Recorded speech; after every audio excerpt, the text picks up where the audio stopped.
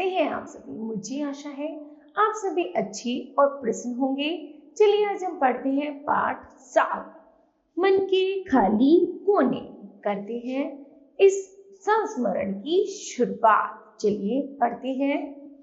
आज शहरों में बड़े बड़े मॉल खुल गए हैं, जहां जगमगाती शोरूम में झिलमिलाती वस्तुओं की बेशुमार वैरायटी मिल जाती है। पर फिर भी बचपन में घूमे गए मेलों की स्मृति भुलाए नहीं भूलती। अर्थात कवि बता रहा है, भले हम कितने मॉलों में क्यों ना घूमे, लेकिन बचपन में जो हमने मेले घूमे थे उनकी याद नहीं भूलती। वो आनंद, वो उत्साह, वो सस्ती सी वस्तु को पाकर भी स्वयं को सम्राट तुल्य अनुभव करने की अनुभूति मन की सुकोमल सतहों में आज भी अमिट है। अर्थात कवि बता रहा है कि जब हम उन मेलों से सस्ती वस्तु खरीदते थे, ऐसा लगता था जैसे हम किसी देश के सम्राट हो और हमें कितनी बहुमूल्य वस्तु मिल गई है। याद आती है वह निरीह मां जो दाना भाव के कारण सदा चिंतित रहती थी। हम मेले भेजते समय भी धीरे से कान में कह दिया करती थी, देखो चाट पकौड़ी खाने पीने में ज्यादा पैसे खर्च मत करना। तुम्हारे बाबूजी को तो मैं नहीं समझा सकती, पर तुम उनसे कहना कि घर सजाने के लिए 1-2 गुलदान ले लो या कोई कपड़े आदि दिलवा दे। फिजूल खर्ची अच्छी नहीं। तब मां पर ढेर सारी करुणा हो आती थी, थोड़ा मन क्षुब्ध भी होता था। मां से साथ चलने का आग्रह करते तो मां बहाना बना देती थी कि घर पर किसी का रहना जरूरी है। शायद मां के पास कोई नई अच्छी साड़ी ही न होती थी जिसे पहनकर वह मेले जा सकती। उस पर घर पर ढेरों काम। मेले में भी मुझे रह रहकर मां की याद कसक उठती थी। शायद बच्चों व पति के लिए निरंतर त्याग ही किए जाना भारतीय स्त्री का भाग्य है। मां के भाग्य में सैर सपाटा, मस्ती, फैशन कुछ नहीं था। थी तो केवल परिवार का जीवन स्तर ऊंचा उठाने की चिंता और अनावृत काम में जुटे रहने की कोशिश। कभी कभी मां स्कूल जाते समय अपने रुमाल की गांठ खोलकर 10 पैसे का सिक्का हथेली पर बड़े प्यार से रख देती थी और कहती थी, इंटरवल में कुछ खा लेना।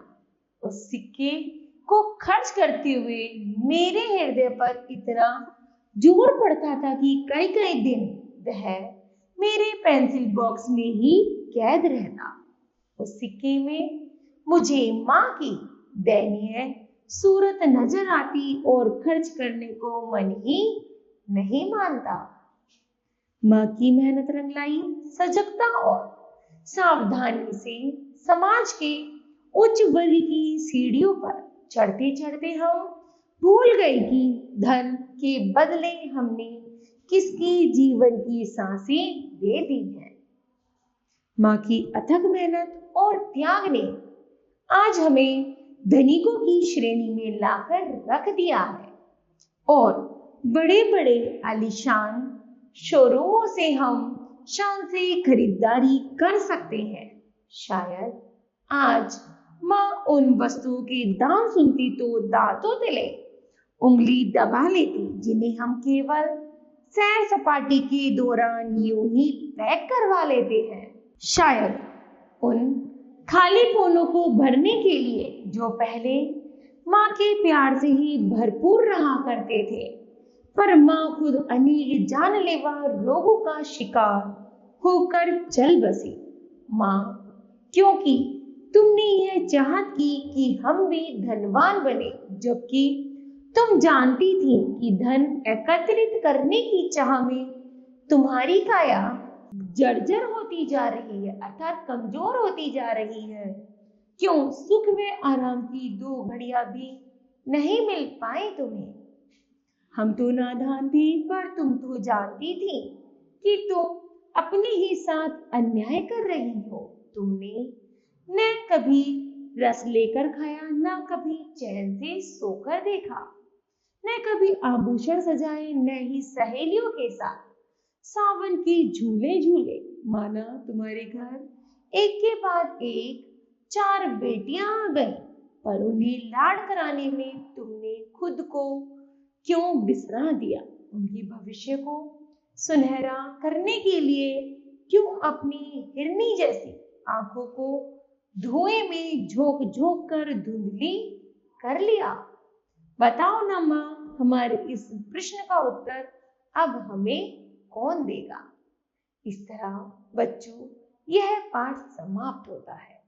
तो बताओ आपने इस कहानी से क्या सीखा? तो हमने सीखा कि हमें हमेशा ध्यान रखना चाहिए कि हमारे बड़े बुजुर्ग माता पिता क्या कर रहे हैं अपने जीवन में, उन्होंने क्या किया, कितने संघर्ष किए, इसलिए हमें उनके संघर्षों को हमेशा सराहना चाहिए। ठीक है, तो मुझे आशा है बच्चों यह पाठ आप सभी को समझ आया होगा। धन्यवाद।